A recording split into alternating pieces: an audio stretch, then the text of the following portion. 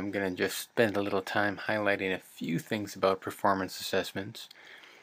First, I want to say that performance assessments are very similar to essays and related in that essays are just a written performance assessment in many cases.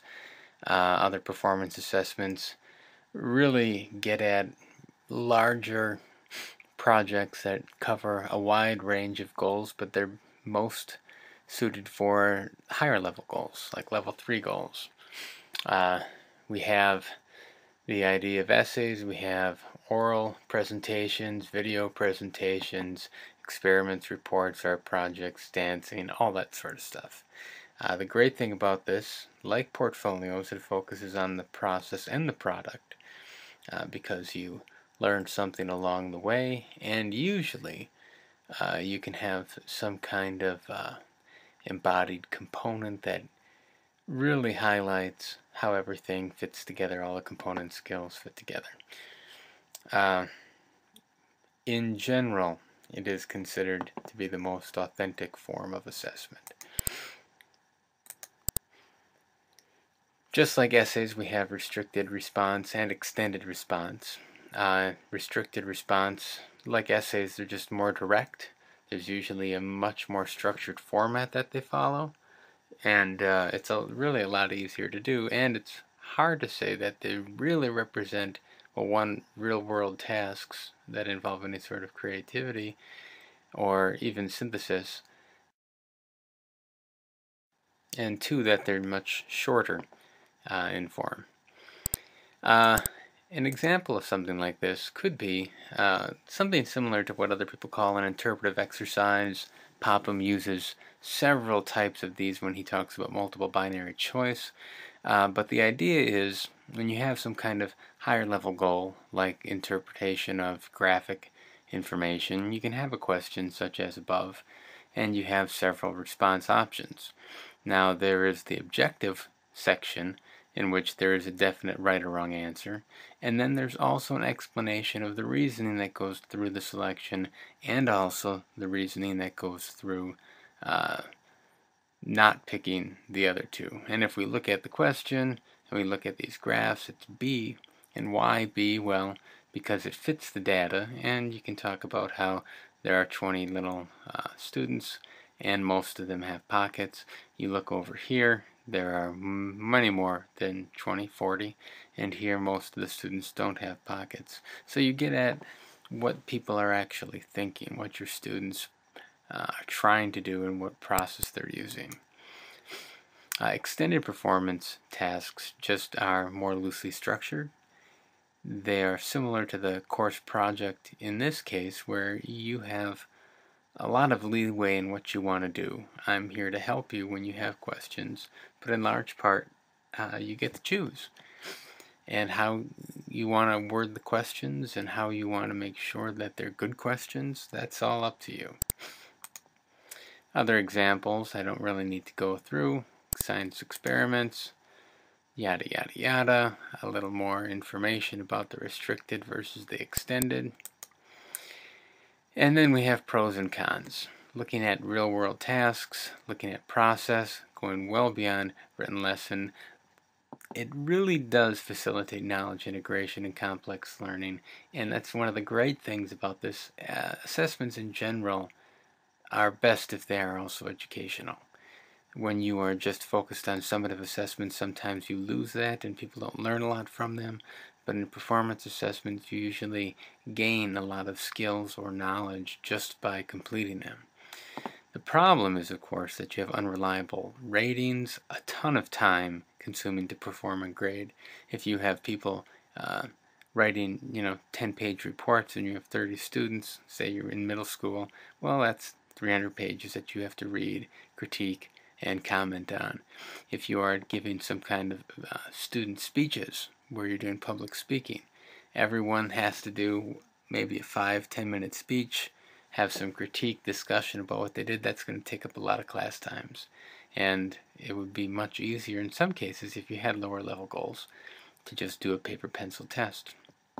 And the final thing is that even though you go really in depth into one area, you don't really cover a broad amount of goals, and so you may not represent everything that you're going for. In this class, for the project, you do have to create a performance assessment that targets every goal, but that's not always appropriate. It's just kind of an example of one way that you can do things. As far as what I want you to learn or look at in the text, I do want you to look at these 7 different kind of criteria or aspects of performance assessments. The idea that something's generalizable, in other words, that it's not just so specific that it stops dead in its tracks once you're done with it, but it should also transfer to a lot of other tasks. In other words, if I'm trying to teach my students how to write letters, and I have as an assignment writing a letter to their local congressman, well, I can make it super specific where I am totally focused on writing letters to congresspeople. But that really isn't what I'm trying to get at. I'm trying to think of a broader skill set, and so they should be able to write letters to anyone for a variety of different purposes, and I have to be careful to balance those things. Authenticity, it should just be real world, multiple foci. It shouldn't just be one thing that it's focused on. Teachability refers to the fact that I should be able to teach it. So if I'm grading people on creativity and I'm not providing any instruction, or I don't know how to teach creativity, I should not include that as a criteria. In a more basic sense, when we talk about the whole spelling and grammar issue, if I'm not giving the instruction or providing feedback for it, I really shouldn't count it.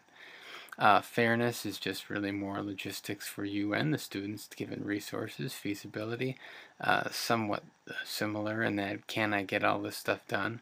My wife just was going through some state reports with her students, and it just got completely out of control, and she had to kind of cut it short because her goals were just beyond what her students were able to do. And then finally, scoreability should be able to provide some semblance of scores for the performance that you see. Another one, because these things take so much time, focus just on significant stuff.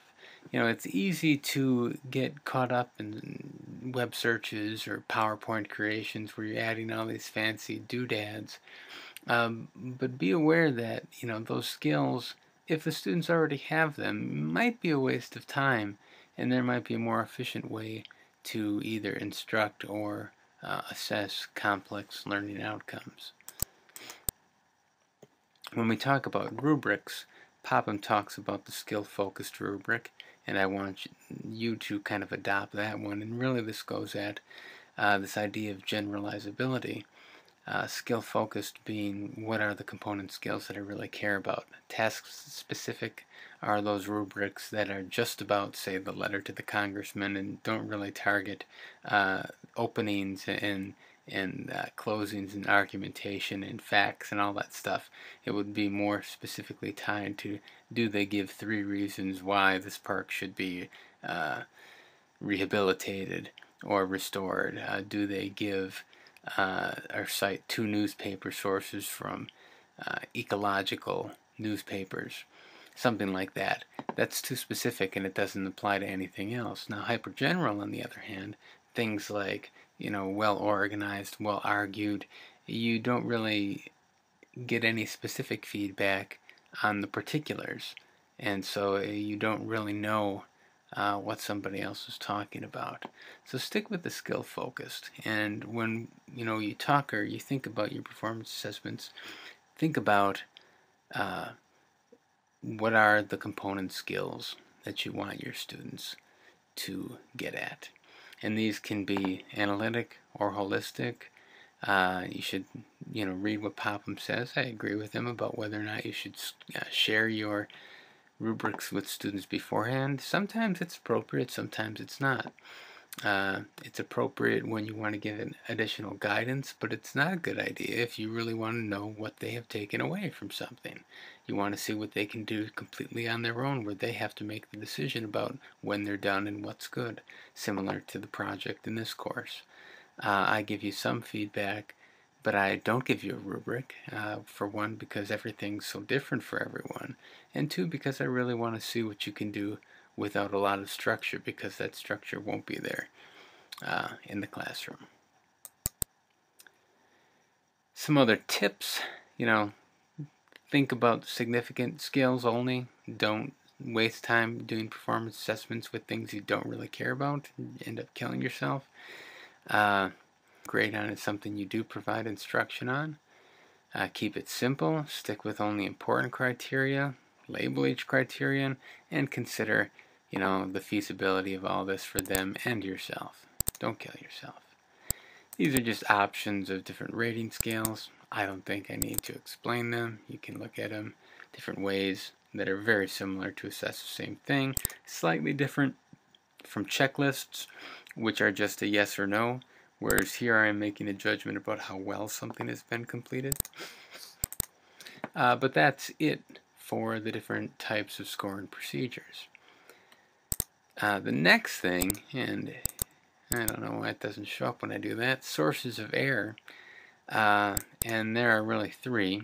First is personal bias. You got the axeman who never gives out A's, doesn't crack a smile ever. You got the Santa Claus that gives out nothing but A's and doesn't want to hurt anyone's feelings. And then you have the anchor person, anchor man, who doesn't ever deviate high or low, always stays right in the middle of the road. If they anchor at the C, everyone gets a C. If they anchor at a B, everyone gets a B. And the question is, which one of these is any better or worse? And the answer is they're all equally bad, because they all distort the truth, and they make your subjective ratings invalid, because they don't truly represent what's going on. Now, the halo effect is a kind of a +1 in everything that you do. It applies to whether you're in math class, science class, on the playground, in the lunchroom, parent-teacher conference, whatever. You just are viewed favorably. Tall kids get treated differently than short kids. Really good-looking kids get, even at really young ages, get treated differently from other kids. And the kids who warm up to you and are just like you will probably treat different than the kids that are not like you at all. And so you have to think about it, and it goes both ways, in the sense that it'll be for the good or for the better. Logical errors of generalization are similar to halo effects, except they are confined to one specific domain. So if you are a good social studies student who always writes good essays and papers, if you decide as a student that you're not going to do your best work, the teacher might still read into what you wrote and think that, well, they either had a bad day or they must have been tired, so I'll give them a break, or they wrote this, but I know that they know it and they probably meant this, and so I'll grade it as correct anyway. It just happens. So be on the lookout for those different types of bias. Other sources of error are in the instrument itself and procedural flaws. In the instrument itself, you can have inadequate directions, distinctions between different levels of criteria, or you can fail to communicate what those criteria are supposed to be representing or how to complete them at all. Procedural flaws are when you have too many criteria, or when you even really go into an area where real judgments that have any kind of objectivity or defensibility can't really be made. Likewise, if you decide that you're going to grade your students' public speeches or report presentations on 25 different criteria, and you have to pay attention to all these things while they're giving their 3-minute presentation, logistically that's impossible. So don't do it. Spend some time focusing on this section, know these for the exam. I think that it's important to be aware of where your potential sources of error are.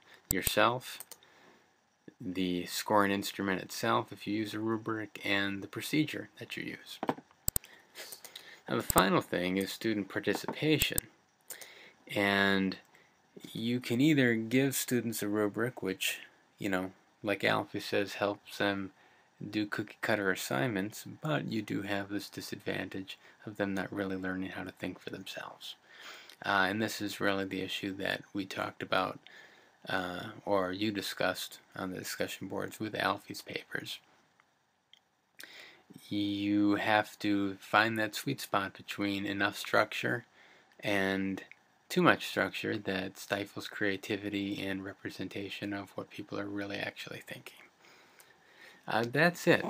As far as the problem chapter goes, I would suggest that you know the different criteria, these 7, along with what significance is, how they relate to each other.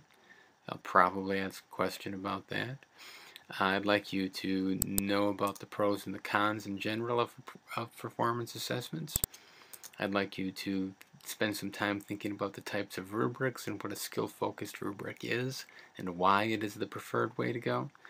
And then thinking of the different sources of error that can arise: bias, score and instrument flaws, and procedural flaws, as well as the final thing about thinking about how to balance out too much structure and not enough structure.